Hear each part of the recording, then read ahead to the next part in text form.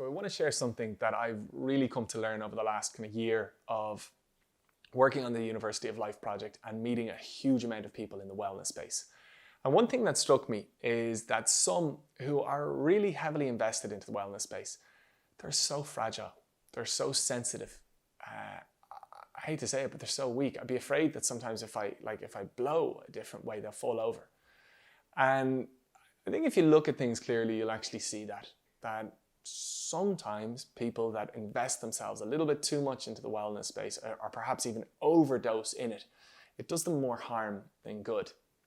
Now, what I saw on the flip side of that was some people who took little bits of it and almost built their own routine or their own system of wellness to complement themselves. And they gave off this charisma that when I shook hands with them, or even when I walked into the room with them, I was like, oh wow, okay, when I meet this person, I'm not going to be like this, I'm not going to be like that. I'm actually going to kind of almost mirror this person a bit. They gave off this energy or this message unconsciously where I was like, okay, right, I better be like this. And that's really, really interesting to me. They came across very strong, very confident, very mentally resilient. I could say something and it wouldn't cause them any kind of issue. They could talk about their deepest kind of issues in a really confident, clear fashion. There was no sensitivity whatsoever. And anyway, as I've kind of gone through this journey, I've kind of realized there's one side in the kind of wellness world that overindulges and they become way too sensitive. And there's a lot of this kind of over PC nature, this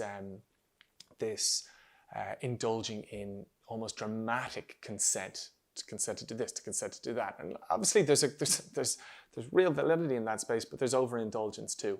And they overindulged. And then on the other hand, there's these really strong, confident types that aren't following the rules of wellness in depth or anything like that. They're just taking little bits and little snippets to suit themselves, and they've built a really, really complementing routine.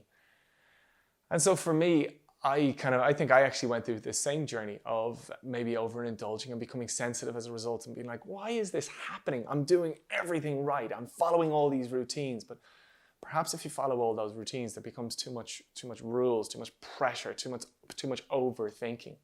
And as I distanced myself from it a bit, I started feeling these layers of confidence and strength coming back. And as I kind of created a bit of a balance where I pick and choose what really complimented me and what I really liked, I started to feel stronger, started to feel more confident, started to feel more mentally resilient. And so my takeaway from that is just to really share that experience, because I do think a lot of people find themselves lost.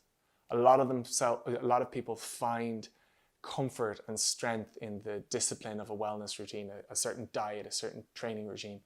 But then after a bit of time, that starts to trap them a little bit and that starts to wear on them a little bit. And then they almost end up in a worse place than when they started off and really, really dependent on whatever routines they have. Whereas my journey out of that was pulling right back and just taking little snippets to suit myself and actually feeling great as a result. So I wanted to share that. I hope you get some value from it. I think everybody goes through their different journeys, and some people will come down heavy and be like, how dare you say that, and like consent is so right, and blah, blah, blah, blah. And perhaps if you're getting a little bit overly sensitive, there's a bit of a truth coming through in that in itself. But I'd love you to share your experiences, so do let me know what you think.